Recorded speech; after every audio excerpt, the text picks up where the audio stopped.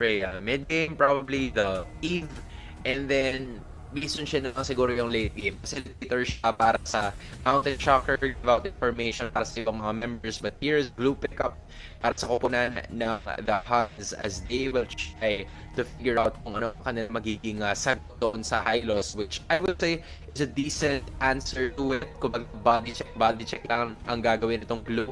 And of course, with the intention na hanapin itong si Coffin sa bandang likuran using the second skill and the ultimate as well. So, masasabi ko na sa ngayon, greedy nga, just like what you said, ang lineup dito ng Team Falcons men. Pero meron naman silang paraan para makapag-engage using that Black Dragon form and Glorious Pathway. Although, kapag hindi nila nakuha yung pack nila, kapag hindi nila nakuha yung heroes, then this might be a very difficult situation kasi wala na silang paraan para makalabas. Oo. And right now, for the side of the Huns, makikita naman natin na sapat din ang kanilang late game dahil nga meron silang carry. Pwedeng tunawin yung Hylos dito. Ang magiging mahirap lamang para sa carry na to is surviving the double dive that will happen mula dito kay Saano at pati kay Sanji. At tingnan mo naman, napakasakit sa ulo nung naging choice of battle spell ni Saano against this carry, going in for the vengeance. Ito yung literal na pag nag-speedy light wheel si Yuki at nag-vengeance si Saano, hindi pwedeng bumanat ang Freya na ito. Good attempt, however, mang nakaw ng Green Camp, sadyang hindi lamang gumana. Yup. We can definitely say na mas nag-iingat ang ating dalawang teams ngayon compared to before, given na kailan talaga nila is the green camps. Not the kills, not as whatsoever, pero if talaga para sa kanila is secure a bunch more of those objectives. Reflecting naman yan dun sa emblems ng dalawa nating mga junglers as we speak. So both the Huns and Team Falcons are safely securing their green camps. Magpadalaw-dalaw ng konti wala sa roamers ng mag-up ng koponan. Pero wala naman masyadong kakatuluyan talaga in terms of the damage output. So we should be expecting na aabot tayo ng pinakaunang pagong. Wala man lang masyadong casualties. Except for Sano na medyo tagilid ang HP bar. Nagkamali ito, men. Kasi alam natin na lamang dapat ito si Sano in a 1v1 matchup, especially early on with a Freya. Pero in a 4v1, wala naman sigurong malakas sa 4v1. Maliban na lang kung biglang mabigyan pa rin. Pero naka-vengeance na at wala nang magagawa pa ang gold laner ng Huns as that kill goes to the hands of Falcons Mena at gagamitin nila ang river para makabalik sa pwesto around that turtle.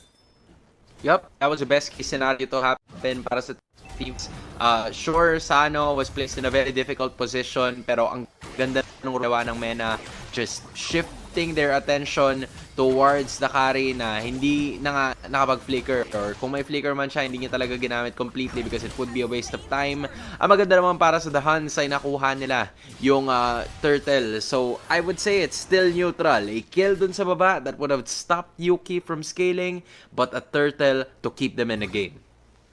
Oo. At ang maganda naman kay Boyet napunta yung kill na yon. Ang best case scenario talaga para sa Falcons Mena is either kay Boyet or kay Sano mapunta yung kill. Pero with a YSS trying to get an early game power spike, mas maganda talaga na kanya ang first blood. And for Huns right now, taking that turtle allows them to at least, as you said, survive through this early to the mid game. We're looking at another double fighter lineup mula dito sa Falcons Mena. Ibig sabihin yan, in terms of team fighting, ay lamang talaga ang Falcons Mena at kailangan nilang iwasan yan. And good dodge as well mula dito kay Boyet gamit ng Priestess. Yep, and that is gonna be the case both of teams. Dahil dun sa pinakaunang pagong, may chances sila para maging mas aggressive sa ngayon. Si Troll na kanilang mamataan, but the Revitalize is gonna be keeping him steady. Those ultimates na na-comment ni Kenny at will not be converting onto a kill, but at the same time, may flicker ang nagamit na rin itong si Coffin. So, kailangan niya mag-ingat dun sa kanya magiging posisyon para sa susunod na pagong ng laban na to that will be appearing under 40 seconds. Oo. And maganda ang nagiging pwesto dito ng Falcons Mena around this turtle area.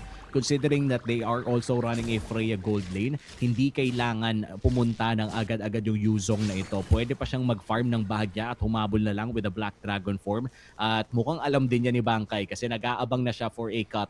Ibig sabihin niya na mauuna mag-rotate ang Huns. This is a good advantage na ginagawa nila para sa sarili nila as Turtle spawns 10 seconds from now. Yup, this is a spot na 5v4 situation na magiging ganap with Hans having the numbers advantage. Troll is just gonna try to give out and dish out some information pero papunta na rin naman itong si Bangkai ng bahagya. Yung Black Dragon form para sisimulan na kaagad. Kailan kaya dadating yon? But it's not gonna be arriving because Bangkai is gonna be taking Sano down and still Meta is gonna be there as well. Pero si Oyu ang mawawala para sa kupunan ng The Hans. Baba, Petrify, landing na naman ng kanyang scales and then it's gonna be still Meta na babagsak din sa prosesong ito. It's 2 for the price of 1 with Team Falcons Mena not getting the turtle pero may dalawa sila nakitil na buhay. Oo, and medyo unfortunate yun, no, para kay Sano kasi hindi siya nakapag-regen gamit ng kanyang Valkyrie's Descent. Konting slashes lamang nakita natin. Meanwhile for Hans, it was a really fast burst down coming in from Kenny and Bangkai at nakapag-free hit pa ng bagya si Yuki. Sadyang ang turtle lang talaga ay medyo mahirap kunin if you are the side of Team Falcons Mena dahil na rin sa napakagandang pagpwesto dito ng ni Still Meta with this Akai. Alam naman natin, no, kapag nasa loob ng pit ng isang Akai tapos nag-heavy spin na, kahit sinong katabi niya ay automatic na mauuntog, pero doon sa may bandang ibaba mo kung may laban na naman na naganap pero wala pa atang namamatay, nakakapag-free hit naman dito si Yuki in a 2v2 scenario at hindi na nila itutuloy ang laban dito.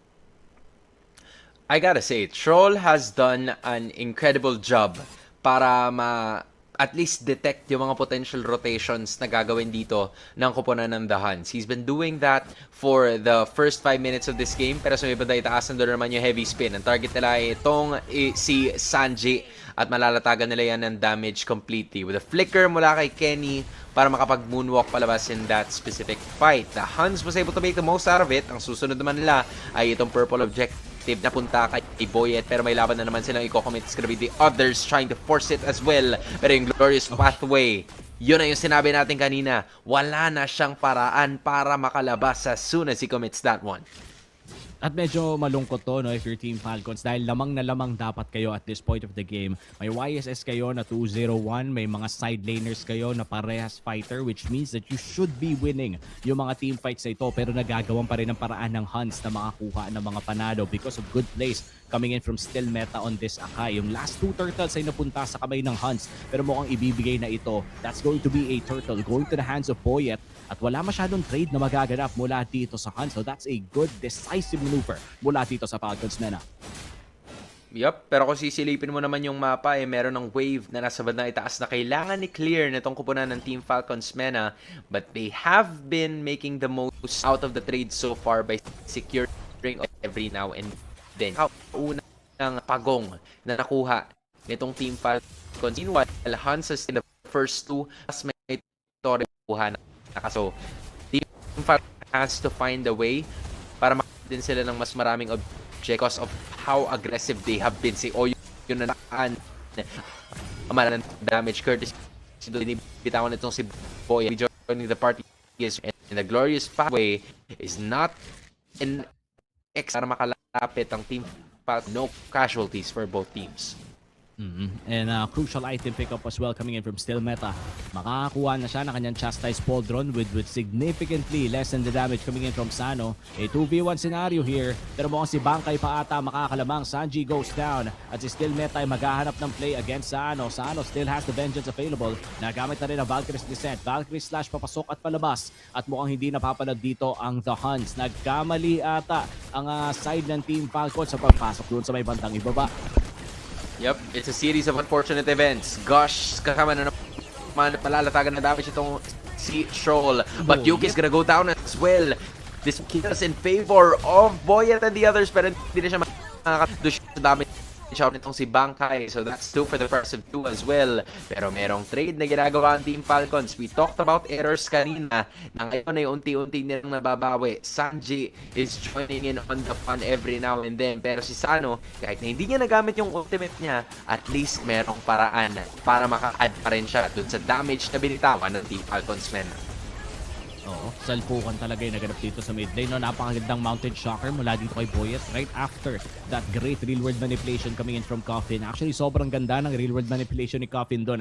Napigilan pa nga niya yung primary engage na nanggaling din dito sa Hans bagong mamatay si Boyet. So there is a world na nakatrace this palayo si Boyet and that's just about maximizing the decisions para dito sa Falcons Mena. Meanwhile, para sa Hans, I feel like they should just continue again and again kung ano mang ginagawa nila. Because right now, hindi dapat silang lamang. Pero nakakalamang sila dahil gumagawa sila ng mga tamang call sa tamang oras. Oh, this is now the Huns holding on to the silver pit. Talagang hindi nila binibitawan to. As ngayon, ay lagpas kalahati na naman ang buhay nitong Lord. It's now gonna be a Black Dragon form na engage na sa dalikuran. Nandun na naman kasi itong si Oyo pero napeprepare siya. Siya ang unang babagsak. It's the Lord up for grabs pero si Bankay mawawala na rin. Nasaan yung retry? It's gonna be still met sakop ng the Huns pero ang kabalit mo na buhay ng kupunan nila, and that is gonna be the third life taken down. 3 for the price of 1, but Huns was able to take this Lord.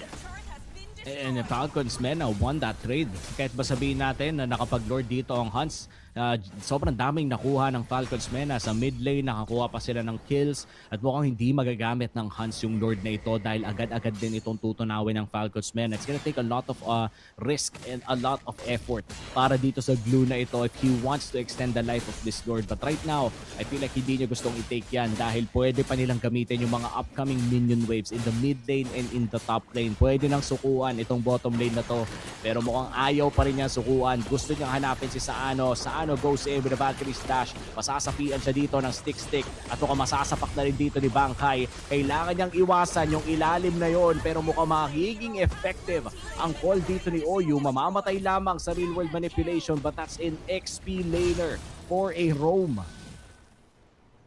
For the trade so far to the frontliners ng parehas na kupunan, kasi yung problema is si Sano din ay nalatagan ng damage output. It would have been tie to be honest, but it felt like the Huns just had a little bit more para sa kanilang kupunan in that specific skirmish. So sa ngayon ay Team Falcons na from how nung umpisa, medyo nakakahalt yun because of Bankay now occupying out of this. First path is gonna be committed yet again. Bankay is descent.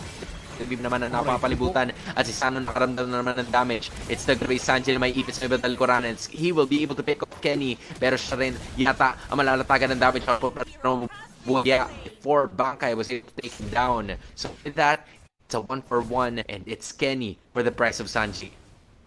Men, hindi pa nakakalapit si Sano na realize na niya na agad that he cannot engage against Yuki kung hindi picture perfect yung kanyang Valkyrie's Descent o kaya available yung Vengeance. Literal, bininyagan siya ng 3 banat, kinailangan niyang mag-jump palayo. And this is not good if you're Team Falcons Mena dahil si Saano dapat yung primary carry mo by this part of the game. Pero I would say no, kapag tumagal naman yung laro, both the Eve and the YSS could carry the late game so much. So regardless, kahit tumagal tong laro na to, sa carry lang kasi umaasa yung Huns kapag umabot na yung late game. Yup, but with how aggressive the Huns has been, like tayo dun sa puntong yon, aabot ba tayo posisyon na pwedeng lumamang ang Team Falcons Mena because they are currently trailing by as much as 2,000 dito sa labang ito, and Team Falcons Mena to secure na nakakita na natin na nagawa naman nila upon the third turtle. But the problem was, medyo marami silang grenade, medyo marami silang na able to get that life para dito kay Sanji na 2-5 entry sa ngayon, but Coffin is still unscathed and he stay like that para dito sa siege towards Lord dahil medyo nahuhuli ng bahagya itong si Sano. Talagang nilalapitan na naman nila si Oyo, nandun naman sa may badalikuran pero siya naman malalatayan ng damage. No, is gonna be going down first. Andito pa kalahati pa yung 8 nitong Lord. Lilipat sila bigla. May tulak na gagawin. Si Stillman nandun, nilalaban niya sana pakakapush siya using the heavy spin pero si Boy at makakuha niyan. Turn against para dito ng team Falcons Mena at si Bankay babagtok na naman na sunod. Andito na si Sano use vengeance but then a turnaround has happened, Bomi. A 2 for the price of none na may kasama pang Lord in the process. Grabe men, masyado atang lumalim si Oyu sa engage na yon. Hindi na nakalapit yung Huns. And this is, I feel like the weakness of a carry. Marami nagtatanong, no, bakit parang laging pinipik si carry kahit ang baba ng win rate niya. Ang thing is, with carry, hindi ka pwedeng pasok ng pasok. You just have to hit what's in front of you. Kailangan mo lang banatan kung sino yung nasa harapan mo. Hindi ka tulad ng Claude, hindi ka tulad ng Moskov na talagang built para bumanat doon sa likod. The carry isn't built like that. Gusto mo kung sino lang yung nasa harapan. So I feel like that was an overextension on the hands of Oyu. Kaya naman napunish sila ng ng sobra-sobra dito, but still a very good game coming in from Boyet and Coffin. Biruin mo no, itong mid-jungle duo ng Falcons Mena, ang dami ng mga good plays na ginawa para sa laro na to at makakatore pa sila sa may bandang ibaba. What a game so far from both of the teams. The Huns was managing yung kanilang early game scaling dahil stable naman yung K to 3K gold lead na hawak nila kanina. Then for Team Falcons Mena, this is a different game pagdating ng 14 na minuto. Now they're gonna be using a conceal. Conceal na naman ang gagamitin ng Huns public. So those were resources could not be converted into kills para sa pagkakataon dito with just 1.5k na hawak-hawak ngayon ng Team Falcons Mena, and both of the teams actually having inhibitors 14 minutes in. Parang sa isang team fight lang talaga magkakatalo kung sino magpapagigil. Oo, isang one team fight could change this, especially kung sino makakuha ng unang inhibitor turrets, as you said. I would say that Team Falcons Mena still has the opportunity to secure these inhibitor turrets as long as makalamang sila sa upcoming team fights natin. Dahil kung hindi naman magkakamali si Oyo na lumalim ng sobra, kahit sino lang mahuli niya doon sa may bandang harap ay sapat yung burst damage na meron dito ang Huns. We're looking at a carry kasabayan ng isang Gord. I'd like to believe na kahit sinong mahuli niya, kayang mabira eh. Kayang mamatay within the next 2 or 3 seconds. Ganon kabilis yung burst damage na meron si Kenny at si Yuki dito. Yep. Yun lang yung magiging struggle siguro. Yung huli. Kasi si Still Meta mag-heavy spin siya, automatic there's gonna be at least 2 or 3 Falcons members na nakapalibot na sa kanya completely. Kung si Kenny naman ang gaya, medyo malayo, kailangan talaga na merong frontline. So nakakay OU yun, but OU had so much. Nakatay na siya ng 5 beses in this current fight, pero kailangan na kung meron man siyang malatagan na damage output or at least ng stun, it could go sa isa na short throw, especially with what you said, na damage output na dalan si Yuki at si Kenny. Now, transition mode dito sa susunod na Lord ng laban na to with both teams having at least one. So, third time might be the charm for either one of them to take. Nabunyag ang kanilang conceal play with a well-timed mountain shocker mula dito kay Boyet at sisimula na nga ng Huns ang pagsayaw ng Lord na ito. Wala pa nakakalamang sa mga waves, bagamat merong maliit na slow push para sa side ng Team Huns doon sa may bandang itaas, ay mukhang sila ang magpapabilis ng Lord fight na ito. Reset ang call ni Still Meta at si Boyet ay mangpopoke lamang. In terms of poking, lamang ata ang Team Falcons dito dahil sa kakayanan ng Yi Sun Shin na magbato ng kanyang mga pana. Pero ito na, all in, going in with a speedy light wheel. Black Dragon form nagamit na rin. May nasa pier na isa. Coffin goes down. Pero narin na rin si Sano sa likod. May ipit lamang. Pero ang Lord ay mapupunta sa kamay ni Boyet at kailangan na umalis ng 2 miyembro ng Team Falcons Mena. Huns ang nakalamang in a team fight. Pero ang Lord ay mapupunta sa kamay ng Falcons. Right, see, this is what I was talking about. Nakukuha ng Team Falcons yung mga magagandang pick-off sa Lord din. Nakukuha nila yung mga objectives na kinakailangan, pero masyado sila maraming sinasakripisyo. Coffin was caught first. Sano was caught in a very bad position na sinusubukan niya na mag-free talaga sa may badalikuran. Now, it's gonna be Troll again, na main victim of this 5-man Huns roster na talagang gusto pang pumalag ng paunti-unti. Meron pa isang natitirang cannon minion. Mapoprotektahan kaya ito ni Boyet. This is not gonna be him. Nasusubukan pa rin talaga. Na-clear niya. So, wala na namang minion sa kupunan ng the Huns. Pero nakabasag sila ng isang inhibitor. Make that 2 already. Pero maghabol naman ang kupunan dito ng Team Falcons. Will they be able to get it? Valkyrie's descent patungo dun sa orange buff. Oh, this is difficult. It would have been a totally different story. Pero buti na lang, may nakuha silang isa in spite of that misclick. At alam mo, si Boyet, napakaganda ng ginawa niya doon. Going in with a traceless in to a 1 crit damage onto that minion, to a retribution, tapos Winter's Crown. Yung mabilis na pagpindot ng mga yon ay nagbigay daan na 2 things. Mabuhay siya at makapag-clear naturally yung base na yon, just enough time para makadepensa ang Falcons at makakuha ng isang counter kill.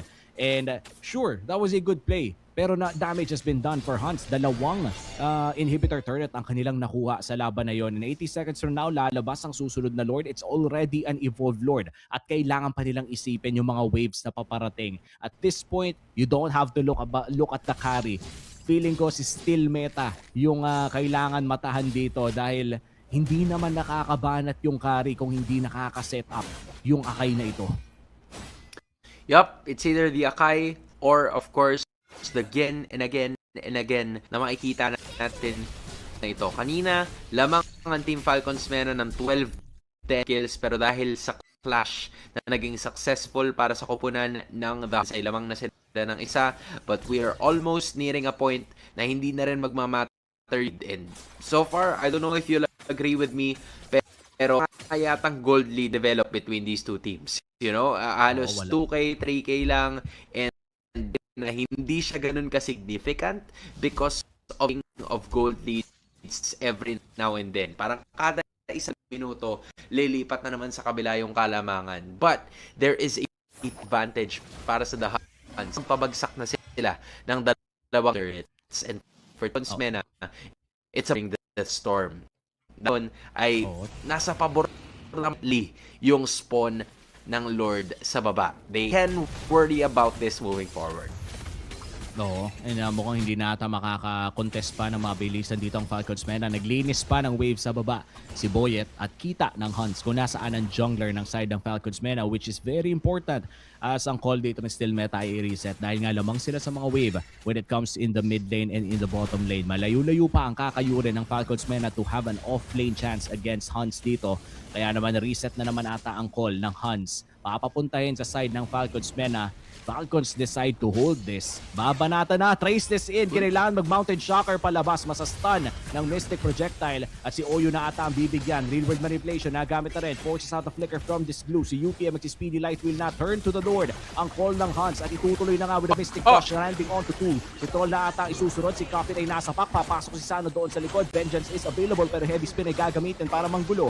Hindi na pinapansin ng Lord. Si Bangkay ay low on HP at mukhang siya na ang isusunod dito. A mega kill para dito kay Boyet at mukhang si Yuki na ata ang mawawala. Immortality Pop, makakapag-dash out plus flicker in, live stream palayo, makakabanat si Oyu at ubos, pati pantubos ang Falcons Mena. Irerekta na ng Huns to, wala ng Lord pa. Game 1 ay mapupunta para sa Mongolia.